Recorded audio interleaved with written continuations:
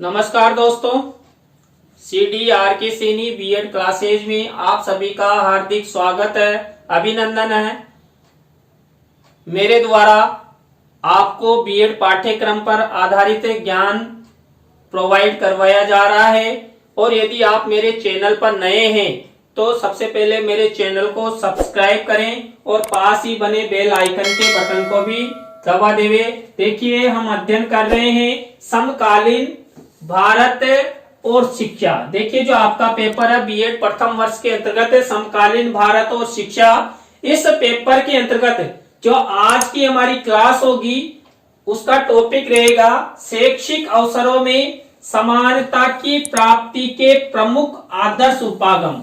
यानी कि देखिए, हम समाज में समानता की प्राप्ति करना चाहते हैं और जो समानता के अवसर प्रत्येक नागरिक को मिले उसके लिए कुछ आदर्श उपागम होते हैं। उन आदर्श उपागमों का हम अध्ययन करेंगे कि ये आदर्श उपागम कौन कौन से हैं जिनके माध्यम से समाज में, हमारे समुदाय में शिक्षा में समान अवसरों की प्राप्ति हो सके, जिससे प्रत्येक बालक इन आदर्श उपागमों का प्रयोग करते हुए शिक्षा प्राप्त कर सके और आगे बढ़ सके।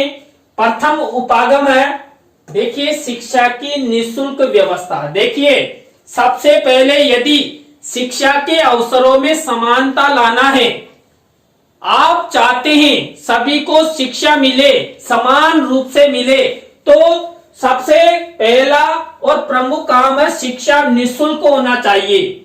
हमारी सरकारों को जो बालकों की जो शिक्षा है उसको पूर्णतः निःशुल्क कर देना चाहिए, जिससे प्रत्येक धर्म, प्रत्येक जाति, प्रत्येक वर्ग और समुदाय के बालक बालिका समान रूप से शिक्षा ग्रहण कर सके। यदि देखिए शिक्षा पैसों से प्रदान की जाएगी तो हमारे भारतीय समाज में सभी की स्थिति अच्छी नहीं है, तो हमारी सरकारों को निःशुल्क शिक्षा की व्यवस्था करनी चाहिए। दूसरा उपागम है गरजमंद एवं गरीब छात्रों को छात्रवृत्ति व्यवस्था। देखिए, हमारे भारतीय समाज में जो शिक्षा की प्राप्ति के अवसर है उसके अंतर्गत एक बाधा है गरजमंद एवं गरीब। यानी कि हमारे भारतीय समाज में प्रत्येक परिवार की आर्थिक स्थिति अच्छी नहीं है, इसलिए जो गरजमंद बालक हैं, बालिकाएं हैं, जो गरीब बालक बालिकाएं हैं, उनको छात्रवृत्ति की व्यवस्था हमारी सरकारों के द्वारा करनी चाहिए, जिससे वो शिक्षा के समान अवसर प्राप्त कर सके और शिक्षा प्राप्त कर अपने लक्ष्य की प्राप्ति कर सके। इसके बाद देखिए, थर्ड उपागम है छात्रों को पाठ्य पुस्तकों का निःशुल्क वितरण। देखिए, जो भी बालक बालिकाएं शिक्षा ग्रहण कर रहे हैं उन सब बालक बालिकाओं को हमारी सरकारों के द्वारा जो पाठ्य पुस्तक हैं वो पाठ्य पुस्तक निःशुल्क मिलनी चाहिए।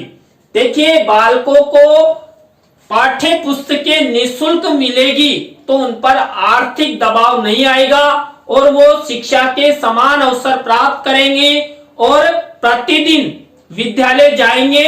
आर्थिक स्थिति के आधार पर वो घरों में शिक्षा से वंचित नहीं रहेंगे और सभी वर्गों और सभी समुदायों के बालक शिक्षा की मुख्य धारा से जुड़ने का प्रयास करेंगे।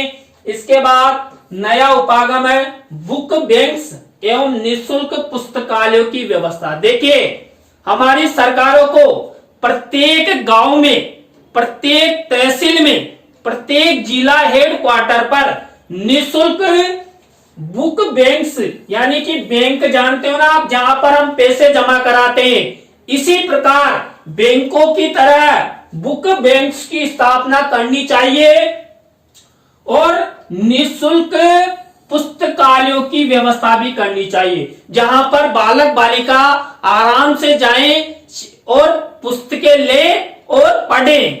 तो देखिए, निःशुल्क पाठ्य पुस्तकों की व्यवस्था करना और बुक्स बैंक और पुस्तकालयों की व्यवस्था करने से देखिए सरकारों के ऊपर भी पाठ्य पुस्तकों का अधिक आर्थिक भार नहीं पड़ेगा, क्योंकि एक ही पुस्तक को अनेक छात्रों के द्वारा पढ़ा लिखा जा सकता है।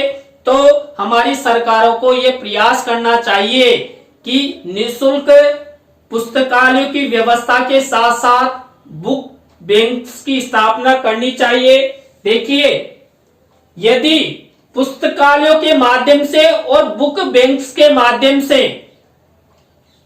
शिक्षा की व्यवस्था की जाती है तो प्रत्येक वर्ग और समुदाय के बालक आसानी से शिक्षा की पहुंच तक जा सकते हैं और जो आर्थिक बाधा है वो भी शिक्षा प्राप्ति में बाधा नहीं बनेगी।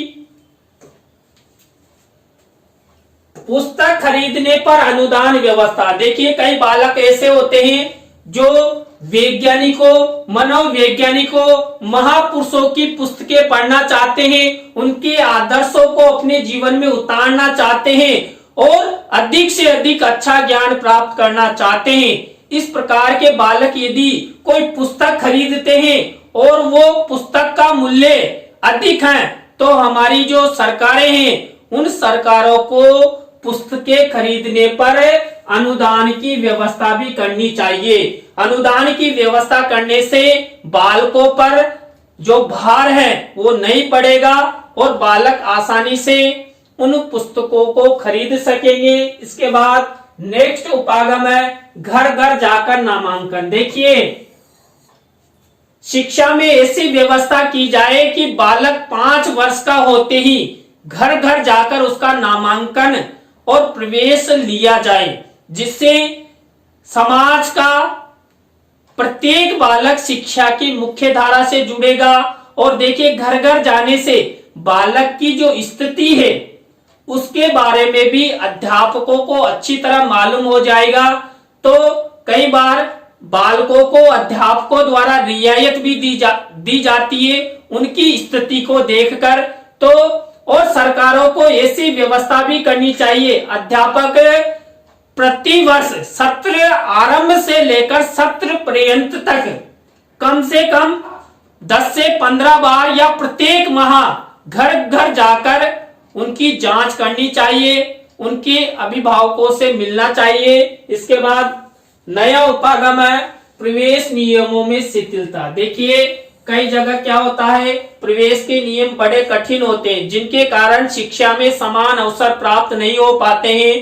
तो हमारी जो सरकारें हैं, हमारी जो शिक्षा व्यवस्था है, इसमें ऐसी व्यवस्था करनी चाहिए जिससे प्रवेश के नियमों में शिथिलता आए और समाज का जो प्रत्येक वर्ग है, जाति है, धर्म है, समुदाय है, उनके बालक बालिका आसानी से प्रवेश ले सके और शिक्षा प्राप्त कर अपने लक्ष्य की प्राप्ति कर सके, अपने जीवन को सफल बना सके।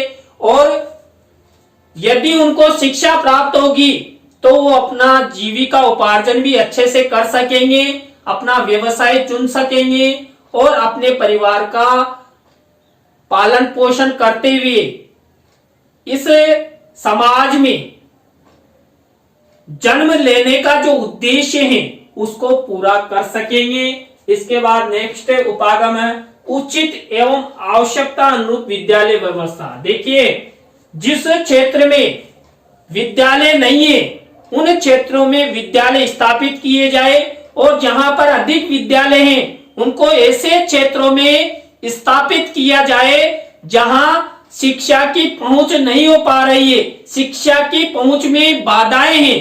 देखिए आपने कई क्षेत्र देखे होंगे, कई टापू देखे होंगे, हमारे देश में कई ऐसे क्षेत्र हैं जहां पर आदिवासी क्षेत्र हैं या समुद्री क्षेत्र हैं, तो उनके बालक बालिका शिक्षा प्राप्ति के लिए विद्यालय नहीं जा सकते।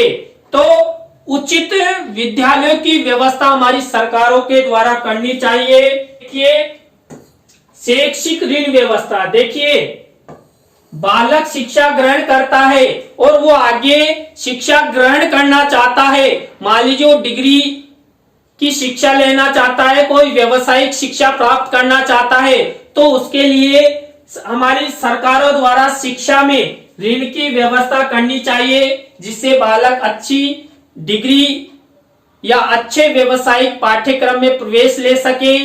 इसके बाद देखिए समान शिक्षा प्रणाली। हमारे देश में शिक्षा में समान प्रणाली नहीं है। देखिए 10+2+3 प्रणाली लागू है, लेकिन हमारी जो विश्वविद्यालय शिक्षा है अपने राज्य के अनुसार अलग अलग है, अलग अलग उनके नियम है और अलग अलग उनके पाठ्यक्रम है। और देखिए एक ही राज्य में अनेक विश्वविद्यालयों के पाठ्यक्रम भी अलग अलग है। तो पूरे देश में एक शिक्षा प्रणाली लागू की जाए जिससे एक क्षेत्र का बालक किसी भी क्षेत्र में, एक विश्वविद्यालय का बालक दूसरे विश्वविद्यालय में यदि प्रवेश लेना चाहे तो उसे शिक्षा में किसी प्रकार की बाधा का अनुभव नहीं हो। तो जो समान शिक्षा प्रणाली है उसके माध्यम से बालकों का अधिक विकास होगा।